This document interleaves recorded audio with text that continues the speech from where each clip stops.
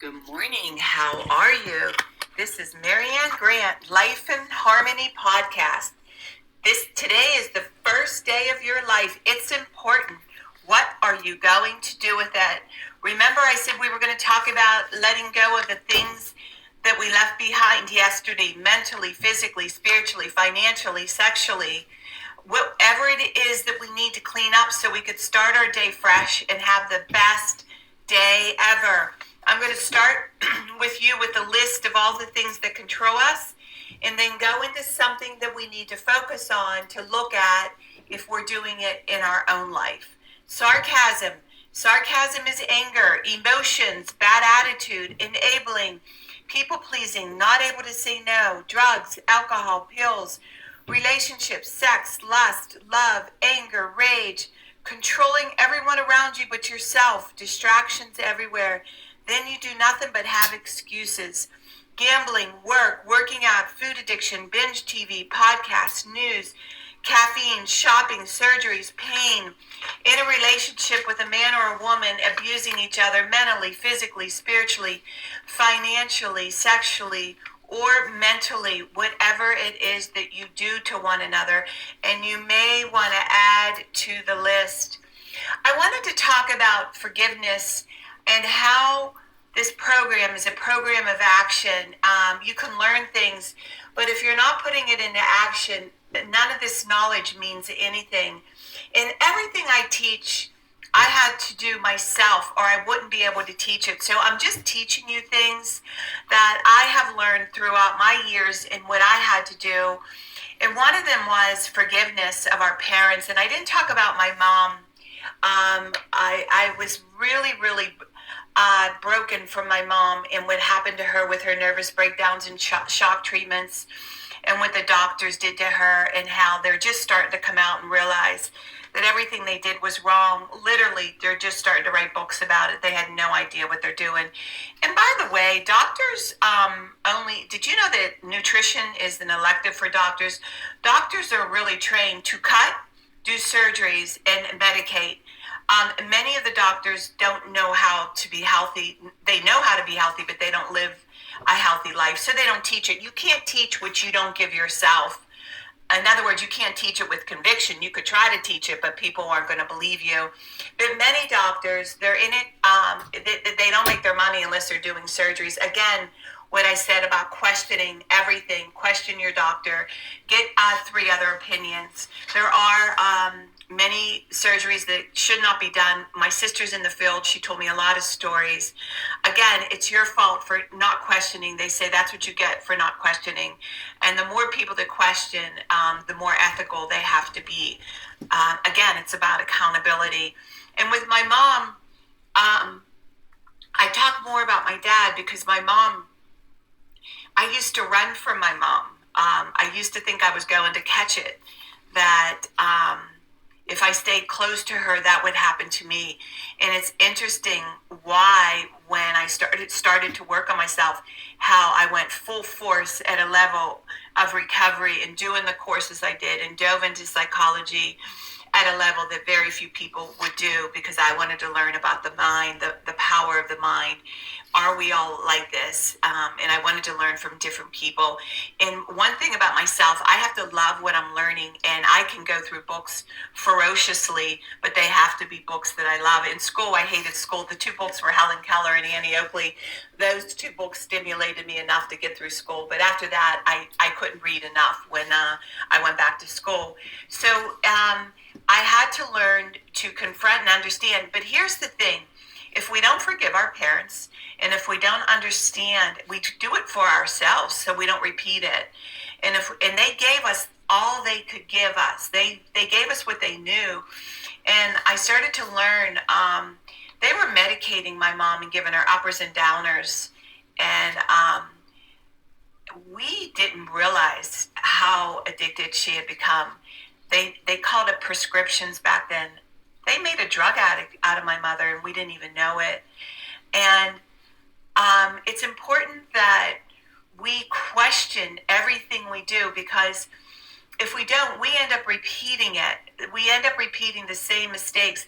We say, oh, I'll never be like my mom or my dad. I've heard stories upon stories with different people that would come in to see me, and they end up repeating what their parents did and said they would never do it.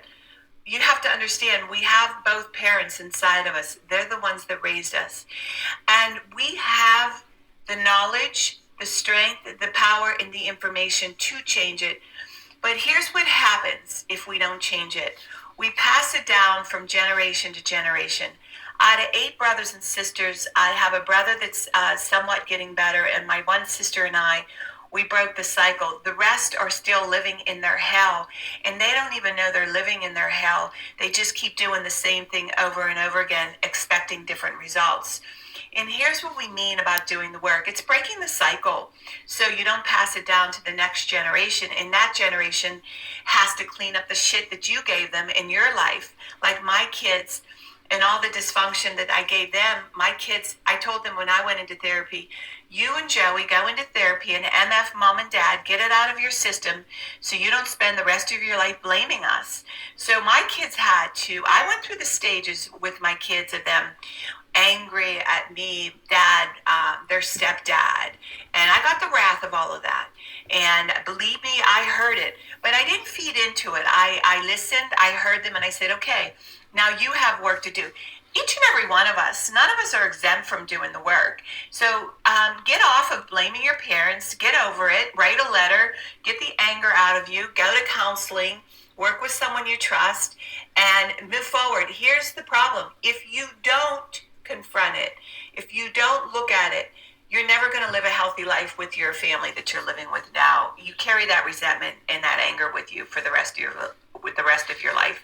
And I've seen it over and over again. This is what I mean about breaking the cycle, making it better for the grandchildren. Now, I'm able to give to my grandchildren and teach them in ways that I never was able to teach in the beginning of even raising my own kids. So grandmas bring a lot to the table if the grandmas are healthy.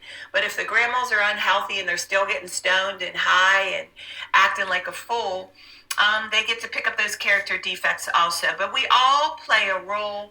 The work is worth it. And to take the time out each day and change a little thing about yourself. But carrying that anger and resentment with you all your life, you carry it with you, and you never, ever get to break through that wall and get to the other side. And I'm telling you, it is the greatest orgasm you could ever give yourself. That is the ultimate orgasm.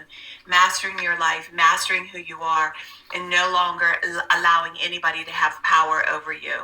And you only have one person that you answer to, and that is your higher power, your higher source, your higher God, whatever it is that you believe in and that you follow.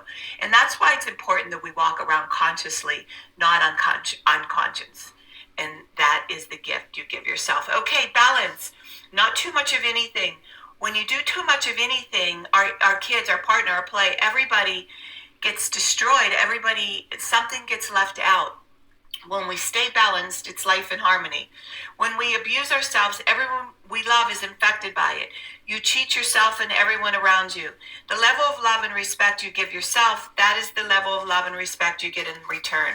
The goal for all of us is life in harmony. Our thinking can make or break us. That is why we have to check our thinking and attitude all day long until it's as natural as going to the bathroom, or else you get backed up. This, my friend, is the greatest gift you can give yourself. Remember, behind every breakdown, there's a breakthrough around the corner.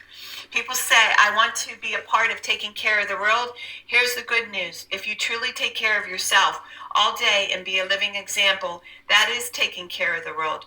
We all have gifts. We all have worth. We all have work to do. That is the true meaning of taking care of the world. Doing your part with no exceptions. The answers lie in you. Your words mean nothing. Your actions say everything. I'm going to read a positive saying from Michael Singer. All right, spirituality. Spirituality begins when you decide you will never stop trying. No matter how hard it gets, there's a breakthrough around the corner. Spirituality is the commitment to go beyond no matter what it takes. It's an infinite journey based upon going beyond yourself every minute of every day for the rest of your life. If you're truly going beyond, you're always at your limits. You're never back in the comfort zone. A spiritual being feels as though they're always against the edge and they're constantly being pushed through it. One should view their spiritual work as learning to live life without stress, problems, fear, or melodrama. This path of using life to evolve, spirituality is truly the highest path. Trust the process. The prerequisite to true freedom is to decide that you do not want to suffer anymore. You must decide that you want to enjoy your life and that there's no reason for stress, inner pain, fear. It is a decision from your head to your heart. Okay, I'm going to be reading a part from my book.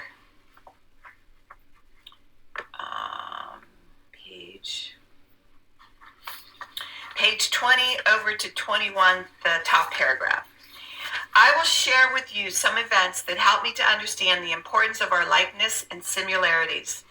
I was about 25 when I started to question the direction I was taking in my life. I was slowly going backwards instead of forward. I enrolled in a class that helped me to recognize the impact of people around me. The class helped me to make some difficult decisions about the type of people I wanted around me. Some of the students were entrenched in a lifestyle of abusive behavior. It affected themselves and everyone around them, including me. I knew I needed to take action. I felt everyone was fighting my effort to make positive changes. They knew they might not make the cut. Not many remained by my side. They felt I thought I was a special person. I wasn't better. I was simply taking a different direction. I knew there was risk involved, but I also knew I had too much love, passion, and excitement about my life to throw it away. These are part of the risks we take when we choose to break the cycle. I was willing to lose it all to have my best friend back. That was me. I was ready to be candid, open, and honest. It was time to uncover all the trash buried deep inside of me. I was one of the first selected to talk on in front of a group of 40 strangers from all over the world. Once I agreed to speak, I started to panic. Many questions began racing in my head. Would these people like me? Would they still speak to me when this is all over? I knew my only option was complete honesty. After the course was over, I realized we were all the same: doctors, lawyers, housewives, etc.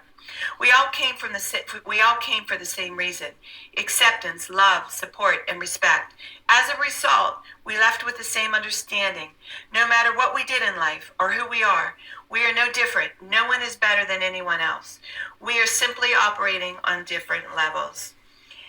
Now, this is a great part of my book, which was very hard for me in recovery. When I started out, I had a lot of people make fun of me, including my family, made smart remarks, laughed, told me to go talk to God.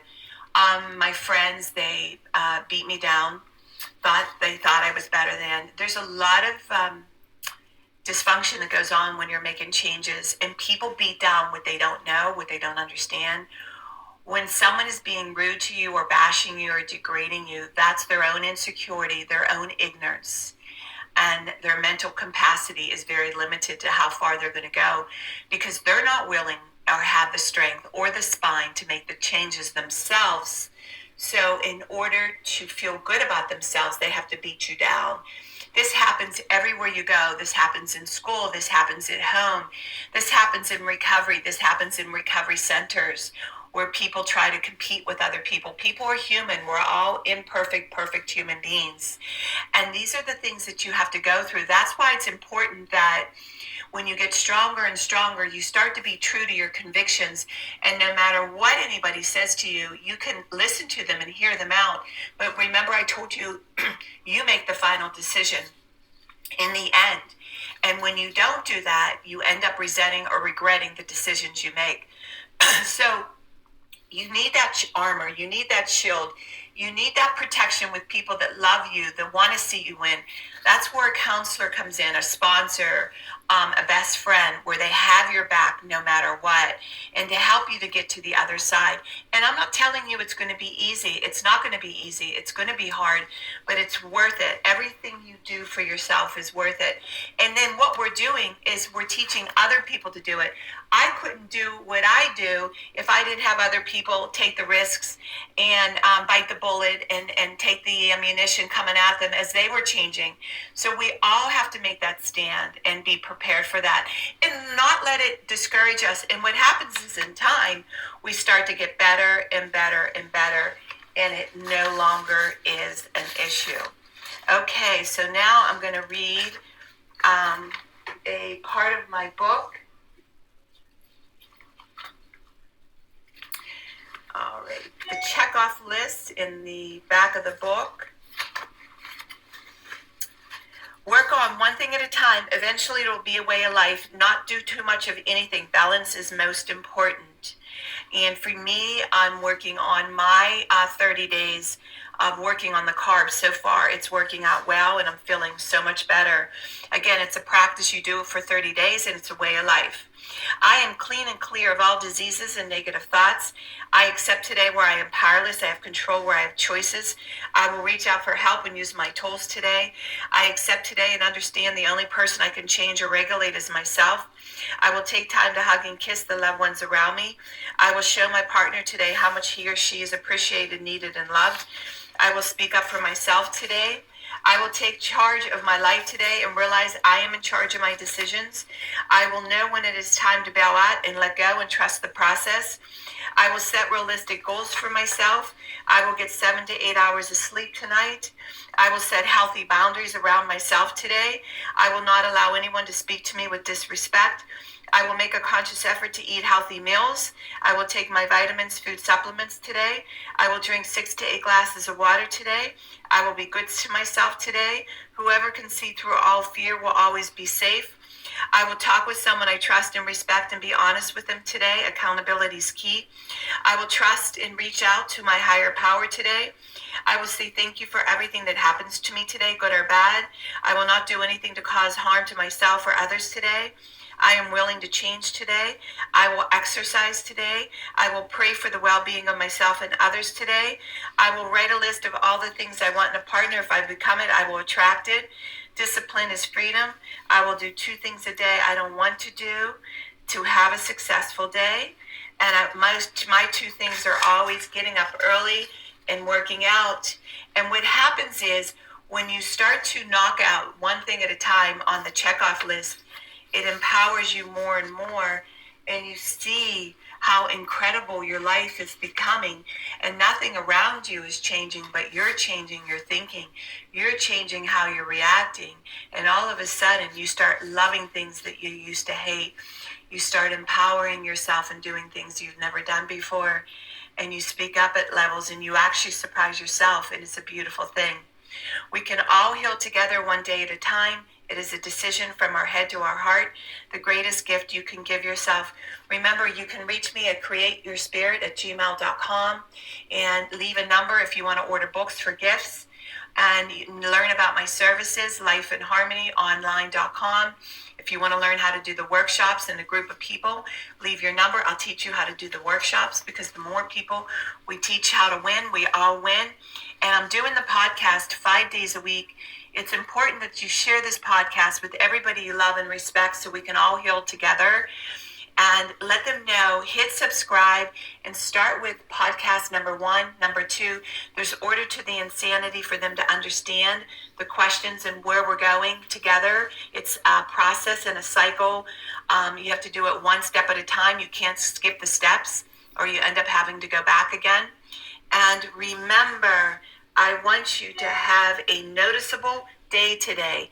And thank you for listening.